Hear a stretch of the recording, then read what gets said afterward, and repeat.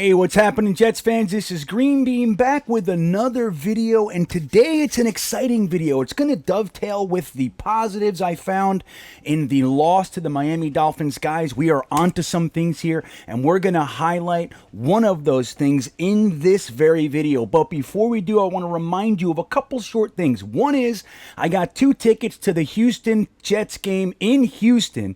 2 tickets and a parking pass. I'm giving them away on the Friday before the game. All you have to do to be entered to win is let me know that you can make the game. Do that in a DM on Instagram, on Twitter, send me an email, and you'll be in the running. There are only 3 entrants right now, so you have a pretty good shot of winning. If you can make the game in Houston, I want to give you 2 free tickets and a parking pass so you can enjoy the game in person. Number 2, we are having the contest here. Don't forget about it. We're trying to wrap up our first year on YouTube with 5,000 subscribers. All you have to do to enter that one is subscribe right here and go over to Full-Time Coaster Tour on YouTube as well and sub there. Once you do that, you are entered. If you want an additional entry, just go over to my Instagram page, GreenBeanjetsfan, and follow me there, and you get 2. That's doubling your chances. You can win a t-shirt from the GreenBeanjetsfan.com merch store, as well as a Manscaped Ultra Smooth package. It's going to be awesome, man. We're going to get there. I feel good. We're going to get it. I need you. So that leaves us with the subject of the day. We talk all the time about needing a number 1 wide receiver. We've been talking about it for years. The Jets don't have a number 1 wide receiver. The Jets need a number 1 wide receiver. The Jets suck. The Jets defense sucks. All these things we hear. But as far as the wide receiver thing, we've been looking for a long time. In the past couple years, we have made attempts, legitimate attempts at bringing one of those guys in. We drafted Denzel Mims with the 2nd round pick in Joe Douglas's first draft as our general manager. Last year, he signed Corey Davis in free agency, a former number 1 pick who had just about 1,000 yards last year. So we're making these attempts. We also brought in some guys like Keelan Cole. We have Jamison Crowder.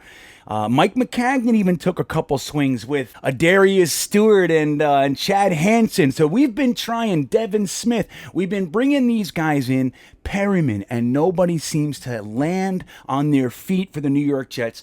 But last year we used our 2nd round pick on an interesting choice, someone named Elijah Moore. Everybody knows who he is right now because he is the 2nd rated overall wide receiver in the NFL for the last 4 weeks, which have been his breakout. Even Cincinnati, the Indianapolis game, this guy has come on. He scored his first NFL touchdown against the Patriots, not through the air, interestingly enough, on a rushing play, which shows his versatility. But I want to point out just a couple plays that describe the nuances that this guy is bringing to the table. And we're going to see, can this guy be a true number 1 wide receiver? Now, what is a number 1 wide receiver? What does it mean? A lot of people just think it means 6'4".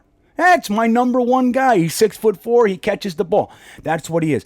A number 1 wide receiver is somebody that can take the game over, number 1. Number 2, always finds a way to be open. And number 3, that the defense has to account for. That when we're using them, the defense will key on them, which will free up other people. The plays we're going to look at today highlight those 3 abilities in such a beautiful way. Now, look, we all know about the 62-yard touchdown. How exciting was that? Elijah Moore did a little shake and bake move, lost the cornerback. It was beautiful, by the way, and scored a 62-yard strike from Joe Flacco. But that's not the one I even want to talk about. That's great. It's great. It was exciting. I want to show you guys a couple other things. Now, the first play I want to show you is a play where he doesn't get the ball. Okay, he doesn't get the ball, but I want to show you his ability to get open. Now, let's take a look at this. Elijah Moore is coming from the slot on this one. Now, here we go. Watch him. He's in the center of your screen. See that? Look how open he gets. Now, we're going to show you how. So, look, he's pushing. He's making the cornerback think he's going to the right, to the outside. The cornerback is defending that incredibly hard, and he breaks off to the other side of the field. Now, the ability to sell that he wanted that outside. He made the cornerback actually fight to defend the side of the field that Elijah Moore never had the intention of going to. That is a skill that not all of our wide receivers have, quite frankly, and a lot of receivers that we have had over the years have no ability to do that. These are good cornerbacks, so he created a scenario where the cornerback didn't want to let him get behind him to the outside on the right side of the field. He fought and fought and fought, and he created leverage where the guy was defending a piece of the field that he didn't even want to go to, breaks off, and he's wide open. Now, Joe Flacco didn't see him, and that is what it is because some offensive line breakdowns and all that sort of stuff. But the point is still the same. You see Elijah Moore's ability to get open on this play. And again, this is not the 62-yard touchdown. When you look at highlights and all that, nobody sees this stuff. This is the stuff that we need to look at so you can see what's really going on. That when the offensive line does protect, this is what's waiting. This is what our wide receivers, our draft picks, our young guys are actually able to do. Let's watch it one more time. Here it goes. Look, pushing, and there he goes, wide open. Sure, the safety was there over the top, but if Joe Flacco knew where he was going to be, had the time, Elijah Moore had more than enough space to get, what was that, a 20-yard pass? Easy. So let's take a look at this next one. This next one is a little bit different. This is a little bit of what we're starting to see from Mike LaFleur, a little bit of what you can call a gadget play. Elijah Moore is the man in motion. I want you to see what he does here. And this is so beautiful, what Mike LaFleur drew up and the execution of the play. Watch Elijah Moore in motion starting right now. Here he comes. Now he runs back behind the formation. Flacco sees him, hits him, boom, look at the seam, 14 yards.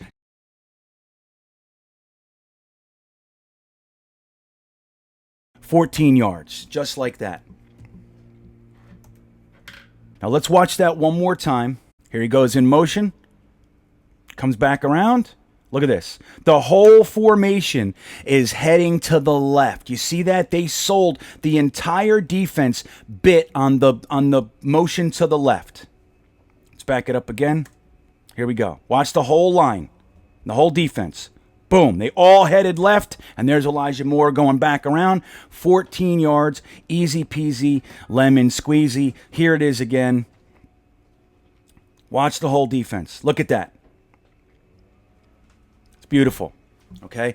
Now that is great play design, number one, but it's starting to use a guy with an incredibly vast skill set. And this is what we're starting to see with Elijah Moore, a guy that can be utilized in numerous facets of the offense. He can make the quarterback think he's going to do one thing and peel off and get wide open. He can fool the entire defense and then turn on the speed. Now watch this. This, I have to give credit to Mike LaFleur as well. Mike LaFleur, using the play that we just saw, is going to freeze numerous members of the Miami Dolphins defense because they have learned they need to key on Elijah Moore. Now watch this. They're going to do the exact same formation to the reverse side of the field here. Here we go. Look, here he comes back around. They're like, oh, we know this play. So watch the three play. Look at that. 3 players right there. 1, 2, 3. Frozen on Elijah Moore. Frozen. Now, what does that do? Here we go, starting it up. Watch it again. Look at this. 3 players on Elijah Moore. That's 3 people on 1 player. Now, what does that do? Look at our tight end. Wide open in the center of the field. Flacco hits him. Nice big gain. Everybody's screaming, Griffin, Griffin, Griffin. Oh, I love Griffin. I love Flacco. That was Mike LaFleur and Elijah Moore. That's what it was. So and when you're looking for a number 1 wide receiver, guys, you're looking for a guy that, number 1, can get the job done. He can catch the ball when it's thrown to him. But more importantly, he can be open, so when the ball is thrown to him, he's in some space. Number 3, when the defense starts biting on plays when they're used as a decoy. That play was not designed to go to Elijah Moore. They set that up with an earlier play that went for 14 yards, and Elijah Moore was used as a decoy. He took the cornerback, the defensive end, and the linebacker with him, and therefore the tight end was wide open. And that's what we're starting to see. Elijah Moore, my friends, is our number one wide receiver, and we still got the Corey Davises and Denzel Mims behind him, and they're going to have pressure removed. I don't think Corey Davis is handling the pressure all that well, and that's fine because he doesn't need to be the number one. We already have it. Elijah Moore wants to be the number one. He has the skill set to be the number one, and he is gaining the faith of the coaching staff that he's a number one. So there you have it. Don't forget to like and subscribe. What do you think? Is Elijah Moore not a number one wide receiver? What do you think? Let me know in the comments below. I will see you soon. And as always, go Jets.